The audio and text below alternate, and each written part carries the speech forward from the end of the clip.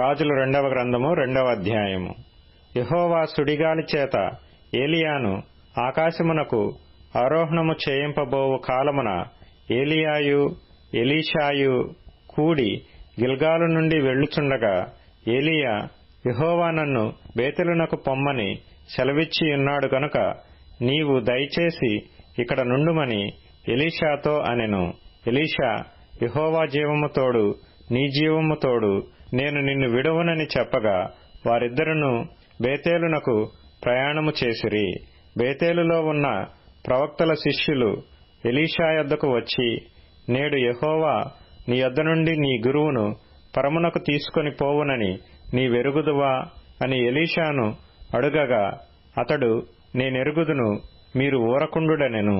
పిమ్మట ఏలియా, ఎలీషా, యెహోవా నన్ను యెరికోకు పొమ్మని సెలవిచ్చియున్నాడు గనుక నీవు దయచేసి ఇక్కడ ఉండుమని ఎలీషాతో అనగా అతడు, యెహోవా జీవము తోడు, నీ జీవము తోడు, నేను నిన్ను విడువననెను. గనుక వారిద్దరూ యెరికోకు ప్రయాణము చేసిరి. యెరికోలో ఉన్న ప్రవక్తల శిష్యులు ఎలీషా యొద్దకు వచ్చి, నేడు యెహోవా నీ యొద్ద నుండి నీ గురువును పరమునకు తీసుకొని పోవునని నీవెరుగుదువా అని ఎలీషాను అడగగా అతడు, నేనెరుగుదును, మీరు ఊరకుండుడనెను. అంతట ఏలియా, యెహోవా నన్ను యొర్దానునకు పొమ్మని సెలవిచ్చియున్నాడు గనుక నీవు దయచేసి ఇక్కడ ఉండుమని ఎలీషాతో అనగా అతడు, యెహోవా జీవము తోడు, నీ జీవము తోడు, నేను నిన్ను విడువనని చెప్పెను గనుక వారిద్దరునూ ప్రయాణమై సాగి వెళ్ళిరి. ప్రవక్తల శిష్యులలో 50 మంది దూరమున నిలిచి చూచుచుండగా వారిద్దరూ యోర్దాను నది దగ్గర నిలిచిరి. అంతటా ఏలియా తన దుప్పటి తీసుకుని మడతపెట్టి నీటి మీద కొట్టగా అది యువతలకును అవతలకును విడిపోయిన గనుక వారిద్దరూ పొడి నేల మీద దాటిపోయిరి. వారు దాటిపోయిన తరువాత ఏలియా ఎలీషాను చూచి, నేను నీ యొద్ద నుండి తీయబడక మునుపు నీ కొరకు నేనేమి చేయకూరదువో దాని నడుగుమని చెప్పగా ఎలీషా, నీకు కలిగిన ఆత్మలో 2 పాళ్లు నా మీదకి వచ్చున్నట్లు దయచేయమనెను. అందుకతడు, నీవు అడిగినది కష్టతరముగానున్నది.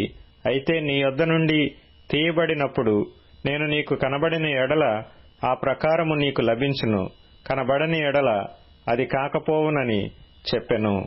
వారు ఇంకా వెళ్ళుచూ మాట్లాడుచుండగా ఇదిగో అగ్ని రథమును అగ్ని గుర్రములను కనబడి వీరిద్దరినీ వేరు చేసెను.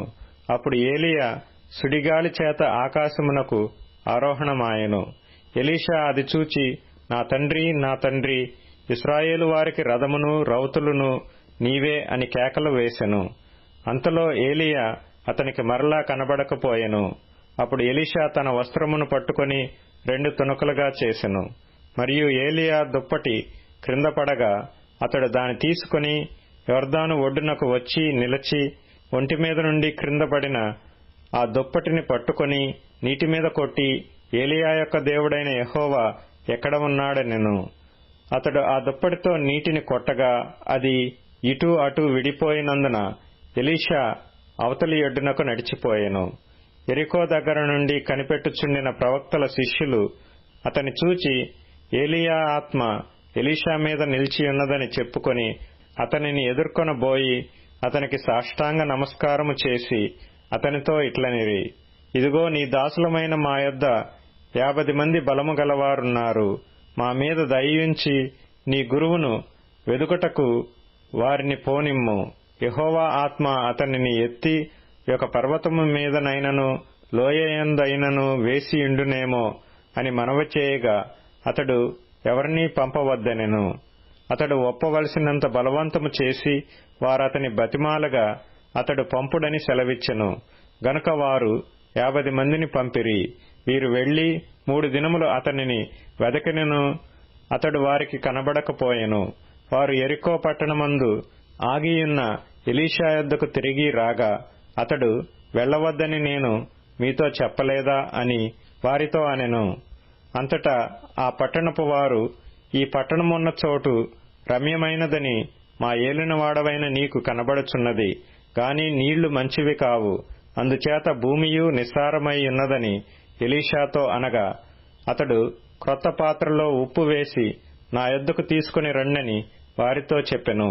వారు దాని తీసుకుని రాగా అతడు ఆ నీటి ఊట యొద్దకు పోయి అందులో ఉప్పు వేసి, యెహోవా సెలవిచ్చినదేమనగా, ఈ నీటిని నేను బాగుచేసి ఉన్నాను గనుక ఇక దీని వలన మరణము కలగకపోవును, భూమియు నిస్సారముగా ఉండదు అనెను. కాబట్టి నేటి వరకు ఎలీషా చెప్పిన మాట చొప్పున ఆ నీరు మంచిదయ్యున్నది. అక్కడ నుండి అతడు బేతేలునకు ఎక్కి వెళ్ళెను. అతడు త్రోవను పోవుచుండగా బాలురు పట్టణములో నుండి వచ్చి, బోడివాడా ఎక్కిపొమ్ము, బోడివాడా ఎక్కిపొమ్మని అతని అపహాస్యము చేయగా అతడు వెనుకకు తిరిగి వారిని చూచి యెహోవా నామమును బట్టి వారిని శపించెను. అప్పుడు 2 ఆడు ఎలుగుబంట్లు అడవిలో నుండి వచ్చి వారిలో 42 బాలురను చీల్చివేసెను. అతడు అచ్చటి నుండి పోయి కర్మెలు పర్వతమునకు వచ్చి అచ్చటి నుండి పోయి షోమ్రోనునకు తిరిగి వచ్చెను.